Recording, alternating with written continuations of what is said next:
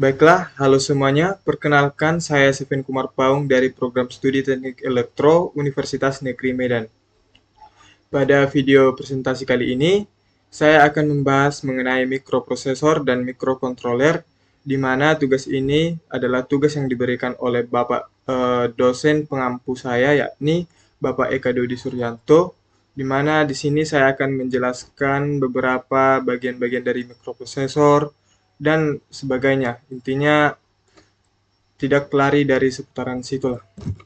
Nah, topik ini cukup penting bagi kita untuk kita pelajari, di mana karena hampir semua perangkat elektronik digital yang kita gunakan saat ini memiliki suatu bagian yang berfungsi sebagai seperti pusat pengendali lah, bisa kita katakan seperti itu. Nah, yang menarik adalah walaupun mikroprosesor dan mikrokontroler ini sama-sama berhubungan dengan proses pengolahan data, sebenarnya keduanya memiliki konsep dan tujuan penggunaan yang berbeda-beda. Jadi, presentasi ini saya akan mencoba menjelaskan perbedaannya secara sederhana, walaupun tidak begitu rinci ya. Mulai dari struktur dalamnya sampai contoh penggunaannya di dalam kehidupan sehari-hari. Oke, langsung saja kita masuk ke pembahasannya. Nah, kita masuk ke daftar isi, di mana di sini kita akan membahas mengenai beberapa macam yang mulai dari yang pertama ada itu pendahuluan, yakni mengenal dasar dan dikotomi dua sistem komputasi utama. Yang kedua itu ada anatomi mikroprosesor, yakni arsitektur umum dan fungsi komponen penyusun eksternal yang ada nanti di situ. Lalu ada anatomi mikrokontroler, lalu komparasi dan kesimpulannya nanti. Satu persatu nanti kita akan bahasnya. Kita akan bahas mulai dari yang pertama. Oke. Oke, kita masuk ke pembahasan yang pertama. Dua otak dari era digital, yakni mikroprosesor dan mikrokontroler. Nah, sebelum membahas bagian lebih dalam dari mikroprosesor dan mikrokontroler, kita mulai dari konsep dasarnya terlebih dahulu lah. Kalau kita perhatikan berbagai perangkat elektronik modern, sebenarnya di balik perangkat itu terdapat sebuah bagian yang bertugas untuk memproses data dan mengambil, bisa kita katakan kayak mengambil keputusan lah. Nah, bagian inilah yang bisa kita ibaratkan sebagai otak dari sebuah sistem digital. Nah, dalam pembahasan ini ada dua konsep utama yang perlu kita kenal, yaitu mikroprosesor dan mikrokontroler. Nah, mikroprosesor ini lebih diarahkan pada kemampuan komputasi yang tinggi dan pemrosesan data yang secara umum. Nah, sedangkan mikrokontroler lebih diarahkan untuk mengendalikan tugas tertentu secara spesifik atau lebih dalam. Nah, dengan berbagai komponen yang sudah tercakup dalam satu chip nanti yang ada di mikrokontroler ini.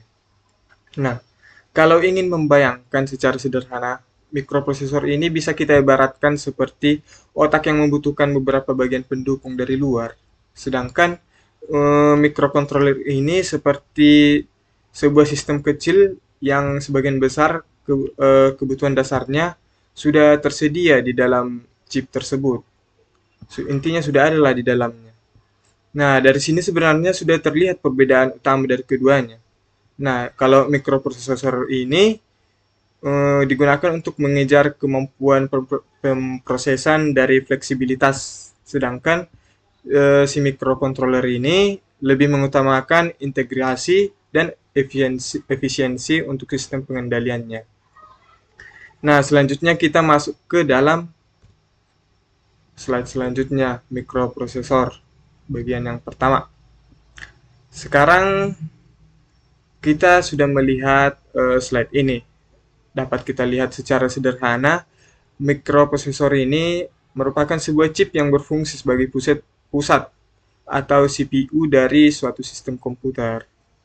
Nah, jadi tugas utamanya adalah melakukan proses perhitungan, menjalankan instruksi, mengatur proses pengolahan data, dan masih banyak lah. Salah satu karakteristik mikroprosesor ini adalah performanya yang tinggi.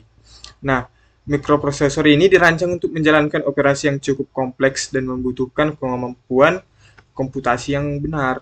atau yang besar lah.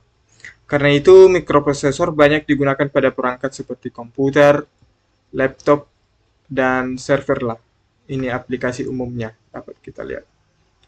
Tetapi ada satu hal yang perlu diperhatikan bahwa mikroprosesor pada umumnya tidak berdiri sendiri. Komponennya terdapat seperti RAM, ROM atau media penyimpanan, dan berbagai perangkat input-output. Biasanya berada di luar chip mikroprosesor. Artinya, agar sebuah sistem berbasis mikroprosesor dapat bekerja secara lengkap, kita membutuhkan komponen-komponen tambahan tersebut. Jadi, kalau kita sederhanakan, mikroprosesor itu bisa dianggap sebagai pusat otaknya, sedangkan komponen lainnya menjadi bagian pendukung yang berada di luar chip. Nah, supaya lebih jelas atau lebih paham, kita lihat bagaimana bentuk arsitektur umumnya. Kita masuk ke slide selanjutnya. Nah, dapat kita lihat pada slide ini kita bisa melihat gambaran sederhana dari arsitektur umum sebuah mikroprosesor. Nah, di bagian kiri terdapat CPU yang terdiri dari beberapa bagian penting seperti ALU, control unit, dan register. Kemudian di luar chip mikroprosesor yang ada di sebelah kanan ini terdapat seperti RAM, ROM atau storage-nya, baru input atau output, ports dari port. Lalu bagaimana komponen-komponen tersebut saling berkomunikasi? Nah, disinilah kita mengenal istilah sistem bus. Nah, ada 3 jalur utama yang ditampilkan pada gambar tersebut, yakni dapat kita lihat yang pertama ada data bus. Sesuai namanya, data bus digunakan membawa atau mentransfer data dari satu bagian ke bagian lainnya. Lalu ada itu address bus. Ini dia. Kalau data bus membawa datanya, kalau address bus ini digunakan untuk menentukan lokasi data atau alamat memori yang akan diaksesnya atau dibukanya. Lalu ada ini control bus, di mana control bus ini membawa sinyal-sinyal yang mengatur bagaimana proses komunikasi dan operasi sistem berlangsung. Jadi, kalau kita sederhanakan, data bus membawa data, address bus menentukan alamat, dan control bus mengatur prosesnya, proses berjalannya. Inilah yang membuat CPU dapat berkomunikasi dengan memori dan perangkat input-output yang berada di luar chip. Jadi karakteristik penting dan arsitektur mikroprosesor adalah adanya pemisahan antara CPU dengan komponen pendukung luarnya atau eksternalnya. Kira-kira begitu penjelasan pada slide ini. Kita masuk ke slide selanjutnya. Di mana slide selanjutnya ini kita akan membahas mengenai fungsi komponen mikroprosesor. Nah, sekarang kita akan bahas komponen-komponen utama yang ada pada mikroprosesor. Yang pertama itu ada ALU atau Arithmetic Logic Unit. Nah, di mana ALU ini bertugas melakukan operasi aritmatika dan logika. Contohnya adalah operasi penjumlahan dan pengurangan. Seperti baru operasi logika seperti AND, OR, NOR, dan lain-lain. Jadi, kalau ada proses perhitungan atau operasi logika yang harus dilakukan, ALU inilah yang akan mengerjakannya. Kira-kira seperti itu. Lalu ada itu control unit atau CU. Kalau ALU bertugas melakukan perhitungan, nah kalau control unit ini bertugas mengatur jalannya instruksinya. Nah, contoh unit mengambil instruksi dari memori, menerjemahkan instruksi tersebut, kemudian mengatur aliran data agar instruksi dapat dijalankan oleh sistem. Baru berikutnya ini ada register. Nah, register ini merupakan memori yang sangat cepat dan ukurannya relatif kecil yang berada di dalam CPU. Nah, register digunakan untuk menyimpan data atau instruksi sementara ketika sedang diproses. Intinya register ini secara sederhananya dapat kita katakan sebagai penyimpanan data, namun secara sementara. ketika sedang diproses saja. Kira-kira seperti itu. Lalu kita masuk ke sini, sistem bus atau jalur bus. Nah, seperti yang sudah kita bahas sebelumnya pada slide sebelumnya, sistem bus menjadi jalur komunikasi antara CPU dengan komponen-komponen yang lainnya. Dari sistem bus inilah terdiri dari data bus, address bus, dan control bus. Jadi secara sederhananya lah, ALU ini melakukan perhitungan, kontrol unit mengatur instruksi, register sebagai menyimpan data sementara, dan bus ini menjadi jalur komunikasi antar bagian sistem-sistemnya. Kira-kira seperti itu fungsi komponen mikroprosesor. Kita masuk ke slide selanjutnya. Di sini kita akan masuk ke bagian microcontroller. Sekarang kita beralih ke bagian yang kedua, yaitu microcontroller ya. Kalau mikroprosesor tadi lebih berfokus pada kemampuan pemrosesan. Nah, kalau microcontroller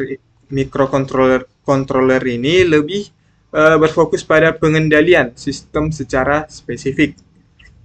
Hal yang perlu membedakan adalah tingkat integrasinya. Nah, pada microcontroller, komponen seperti CPU, RAM, ROM, atau flashnya serta berbagai antarmuka input-output dapat berada dalam satu kemasan atau satu chip. Nah, jadi kita perlu menyediakan semua komponen tersebut secara terpisah seperti pada sistem mikroprosesor. Nah, karena sifatnya yang terintegrasi, microcontroller sangat cocok digunakan pada sistem yang embedded, yaitu sistem komputer yang ditanam ke dalam suatu perangkat untuk menjalankan fungsi tertentu. Kira-kira seperti itu. Contohnya, bisa kita temukan pada sistem otomasi, IoT, dan robotika. Pada slide ini juga ditampilkan beberapa contoh contoh platform populer lah yang menjadi tulang punggung teknologi otomasi tadi itu. Contohnya ada Arduino, ESP32, STM32, PIC, dan lain-lainnya. Nah, kira-kira begitu penjelasan pada bagian slide ini mengenai microcontroller. Sekarang kita masuk ke slide selanjutnya, yakni arsitektur umum microcontroller.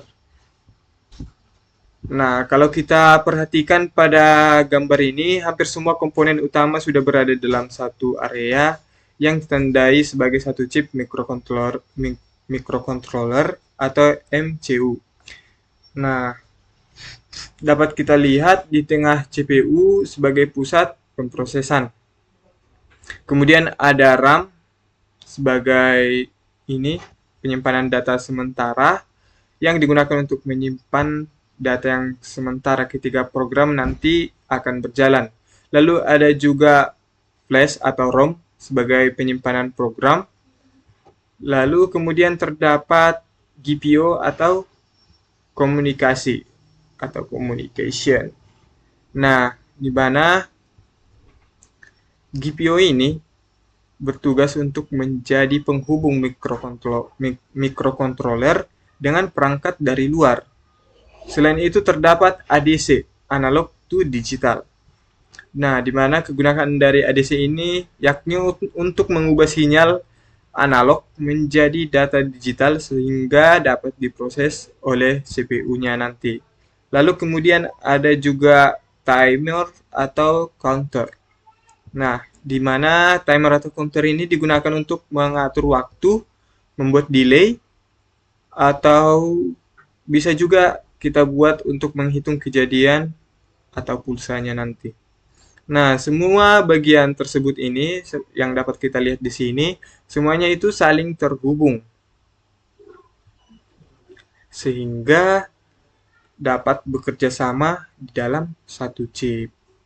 Jadi ini merupakan arsitektur microcontroller yang dapat saya ulanglah lagi dalam satu chip ini.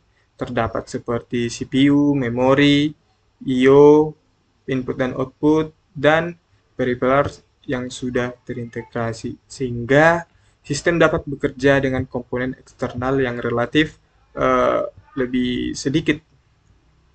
Inilah salah satu alasan mengapa microcontroller sangat populer dan bagus pada sistem kendali. Kira-kira seperti itu dia.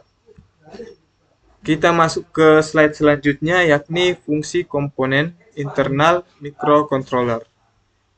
Nah, sekarang kita bahas fungsi dari beberapa komponen internal microcontroller.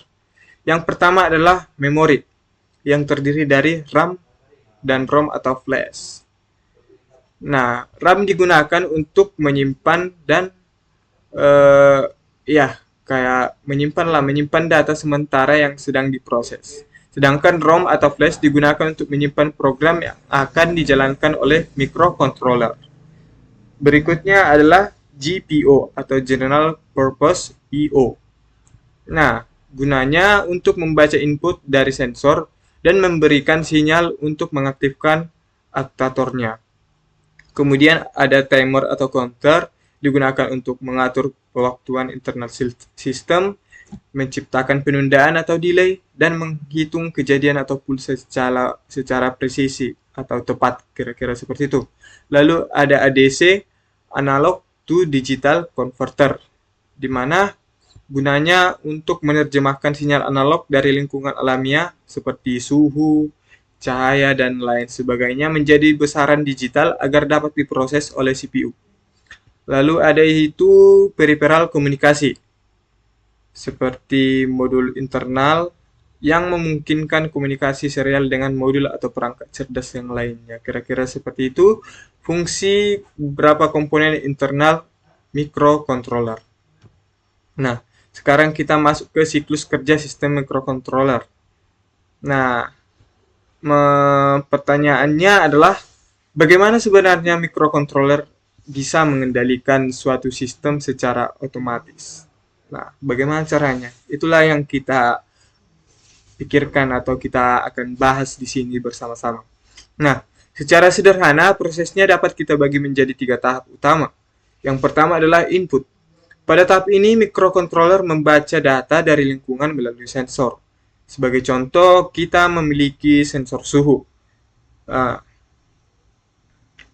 Sensor tersebut akan membaca kondisi suhu di suatu ruangan dan menghasilkan sinyal yang kemudian diterima oleh microcontroller. Setelah itu, masuk ke tahap yang kedua, yaitu prosesnya. Ini dia, proses atau pemrosesan. Nah, data yang diterima tadi dari input ini yang telah dimasukkan dapat kita buat atau kita proses. Contohnya, jika suhu lebih dari 30 derajat Celcius, maka aktifkan output. Atau jika suhu lebih dari 15 derajat Celcius, maka aktifkan output. Nah, kira-kira seperti itu. Jadi microcontroller ini akan membandingkan data yang masuk dengan kondisi yang sudah ditentukan oleh program yang sudah kita buat. Nah, setelah keputusan dibuat, masuk ke tahap yang ketiga yaitu output. Nah, disinilah merupakan keluaran atau sinyal dari outputnya atau aktuatornya. Jika suatu suhu melebihi batas yang ditentukan, maka microcontroller ini dapat memberikan perintah sehingga kipas bekerja. Jadi alurnya kira-kira seperti ini. Sebuah sensor membaca kondisi, lalu microcontroller memproses data, kemudian aktuator akan menjalankan perintahnya, akan menghasilkan perintahnya. Kira-kira seperti itu. Dari proses inilah dapat berlangsung berulang-ulang selama sistemnya bekerja. Input, proses, output, baru input, proses, baru output, kira-kira seperti itu. Oke, kita masuk ke perbandingan arsitektur antara mikroprosesor dan microcontroller. Nah, setelah membahas keduanya tadi secara terpisah, sekarang kita dapat membandingkannya. Di sebelah kiri terdapat mikroprosesor. Nah, di dalamnya terdapat CPU, RAM, dan I/O yang digambarkan sebagai komponen yang terpisah dan berkomunikasi melalui bus. Artinya sistem mikroprosesor bersifat lebih modular dan komponen pendukungnya dapat dikembangkan atau ditambahkan sesuai kebutuhan kita. Sedangkan di sebelah kanan ini terdapat microcontroller yang di dalamnya terdapat CPU, RAM, dan I/O yang sudah terintegrasi dalam satu sistem yang sudah terdapat di dalam satu chip. Nah, karena itu, microcontroller dapat bekerja sebagai sistem yang lebih mandiri dan biasanya tidak membutuhkan banyak komponen eksternal untuk fungsi dasarnya, kira-kira seperti itu.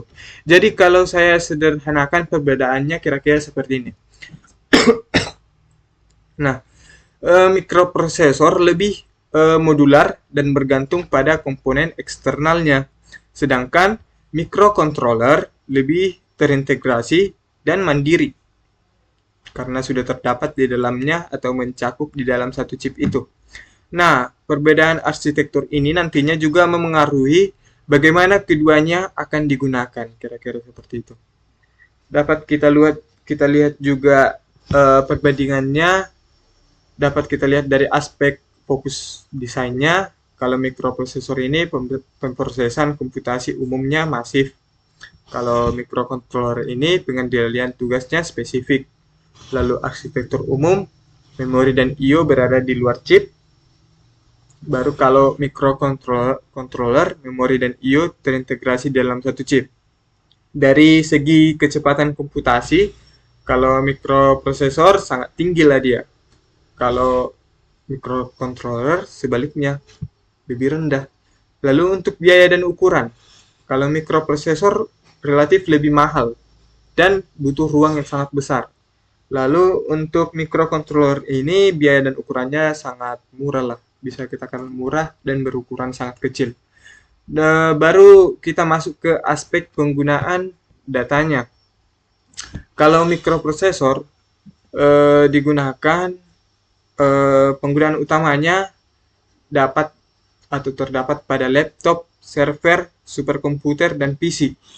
Nah, kalau microcontroller, penggunaan utamanya terdapat pada peralatan otomasi, sistem otomotif, IoT, robotika, dan lain sebagainya. Kira-kira seperti itu merupakan matriks perbandingan karakteristik antara mikroprosesor dan microcontroller. Nah, sekarang kita masuk ke bagian kesimpulan atau kesimpulan utamanya. Setelah membahas seluruh materi, sekarang kita sampai pada kesimpulannya, teman-teman. Pada dasarnya, mikroprosesor dan microcontroller sama-sama berfungsi sebagai pusat pemrosesan dalam sistem digital. Tetapi tujuan perancangannya berbeda.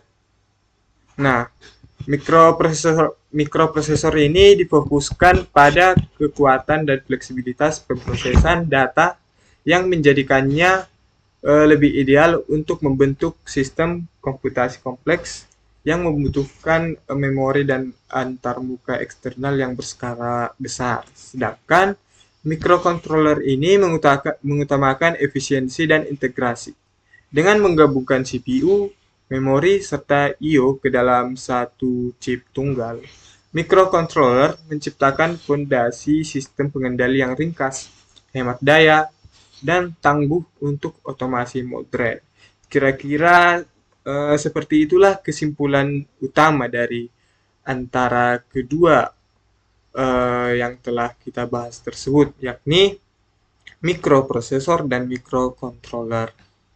Nah, kira-kira seperti itu, teman-teman.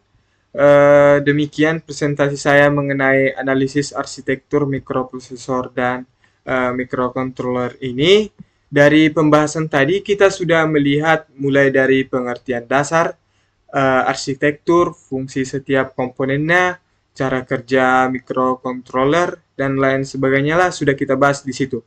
Nah, semoga melalui penjelasan saya ini, perbedaan antara keduanya menjadi lebih mudah untuk kita pahami bersama-sama dan kita terapkan di dalam kehidupan kita, terutama di dalam dunia elektro.